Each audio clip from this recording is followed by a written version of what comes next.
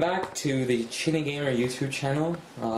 Your place for all source for all tech and tech goodiness, computers, headphones. You'll probably see as I did a recent headphone review on the HD 558. You can go check that out. Link is going to be in the description or in the sidebar probably. So just take a look if you want, if you're into that kind of stuff. Alright, so I wanted to get into a new series of videos, build videos actually, for a new desktop that I was going to be building. But just before I get started with that, I want to introduce what my current setup is and what I'll be transferring and what you can expect to see in the coming few weeks. So I'd like to start off by saying I've had this build for quite a while. I was going to do a video series on it, but I just didn't have the time and I got lazy. But I'm doing it now, and I hope you guys all like it. So I'd like to start off by saying this is a CM692 advanced case with a blue fan in the front. Now, if you're wondering about the white, I did do a custom paint on it, and I really got inspired actually by some of the mods that people had done. So just to try something simple, I got a can of spray paint, decided to go on a hot day, paint it, leave it out, do some layers, and it worked out okay. It didn't come out too bad. There are some things that I wish I improved, but honestly, couldn't expect more. And don't mind the Apple sticker, it's just my thing. So I'd like to start off by saying this is a Samsung Blu-ray drive. It's a 140mm default fan. I removed my Enermax Vegas fan because I'll be putting that into the new build. And so I'd like to start off. These are a set. I'm going for a silent build this time, so you're going to be seeing a full water and cooling setup, and it's my first real setup into a water cooling. You can probably see the blue light. Those are some sound activated cold cathodes operated by this box. That's a Thermaltake fan down there. It's really loud, and I have to use a fan controller for it, otherwise it's a jet engine in the beginning. That you see there is a GTX 560 Direct CU2 Ti version. It's amazing, good for overclocking. They're pretty good. Asus does a good job with cherry picking their cards and really testing them.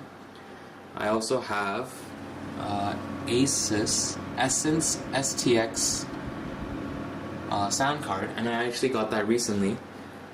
The motherboard is a Crosshair IV AM3. This is a Corsair H60 with dual NF12Ps, Noctua fans. They're pretty quiet.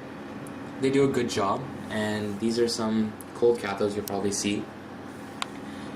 I did decide to go with a red one, and these are some Cooler Master sickle flows. You'll see up here. I originally had a HyperX memory fan, but it was really tight, and the tubes on the H60 didn't let it really fit, so I have a set of two 2GB Gskill ripjaws and two 4GB Kingston HyperX. I picked these up during Boxing Day. Great deal on, I guess, NCIX for all you people in Canada. Just give you a look. Power supply is an Antec 750 watt semi-modular power supply. I really like Antec. It's clean. There's two 6+2 pins, two 6 pins. It's a great motherboard. I've had no problems with it. I love the BIOS switching, and as you can probably see, there's a start button. Now, there were some complaints, I guess, with the North Bridge heating up, but it's okay, as long as you keep a record of your temps, it should be fine. Not a big deal.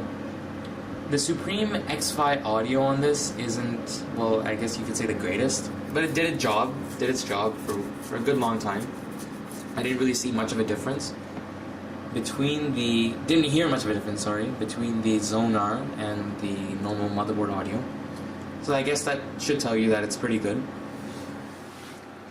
The CM692 case has been really a breeze to work with. I didn't do a review of this case, but it's honestly been a lot of fun.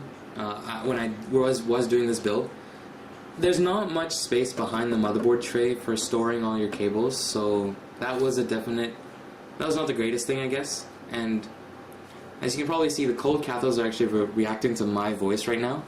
So I'll turn that off.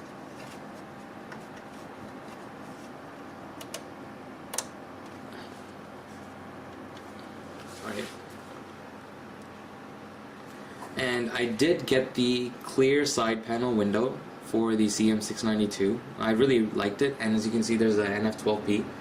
I just put it there for now because I'll be ripping all this stuff out anyway soon enough. And the GTX 560 Ti DirectCU 2 version. It's been really quiet. I really enjoyed it. It's a great card. It's a good card. It's amazing. I played Battlefield 3. I played all my games, no problems. NVIDIA does a really good job on the drivers, whereas AMD always has some problems. And I had 4890s in Crossfire, and I sold those off, and I got this instead back about a year and a half ago. And I've never looked back. It's been amazing. I got this card on a really good deal overall. It's amazing. The board is solid, so anybody looking, I guess, for an AMD platform now and wants an older generation one, Crosshair 4s have really come down in price. So if you're looking for a motherboard, I would go with this. It's gonna last you for a while, and unless you upgrade, of course. Now for hard drives, I do have an OC'ed Agility 3 SSD. I'm not sure if you can see it, but I have it plugged into the back, and it's a 240 gig. Actually, what happened is that OCZ decided to send me an upgraded one, so I got lucky there. When my OCZ Vertex 2 decided to die out on me, it just crashed one day and didn't really work out. And I have, for storage, I have two Western Digital Black Caviar 1 terabyte drives, just a normal. Just normal. I didn't want to go RAID 0 with these because these are just for storage after all. Now, one thing I always appreciate on the CM692, and I don't think I can live without it now, is the top-mounted SSD, X-Dock, as they like to call it. You can just plug in a 2.5 or 3.5 inch SSD right in. Works great. Really, really, really needed. And it's a great addition to every case I look at now. I always look for a hot swap, and Cooler Master did this right, and they did it right the first time. They didn't have to come out with multiple series, and they didn't copy anybody like Enermax on the FOMO cases. But it's been a pleasure having this machine. I'm gonna get it all ripped out and put it into my new case, and a teaser for you guys. The NZXT Switch 810 case. I decided to go full tower on the new build. Look forward to water cooling, high-end motherboard, high-end processor. I'm not going to tell you now which one. Look out for that in, I guess, a week or so. I'm going to have a full review on the NZXT Switch 810 as soon as the water cooling components come in. But right now, in the initial impressions, which I will be doing a video soon, very soon on that, you can see it uploaded soon. I really like it so far. It's extremely modular, extremely easy to take out, to clean up, and looks amazing. For all you cold cathode fans and all you computer light up fans, I think this is the best as it gets. I had to go blue to red, so blue at the bottom to red. And the cold cathodes add a really nice touch to a system, makes it look all nice. So I put the red on the top, blues on the side, blues at the bottom. And last teaser for my next video, dual SLI GTX 560s.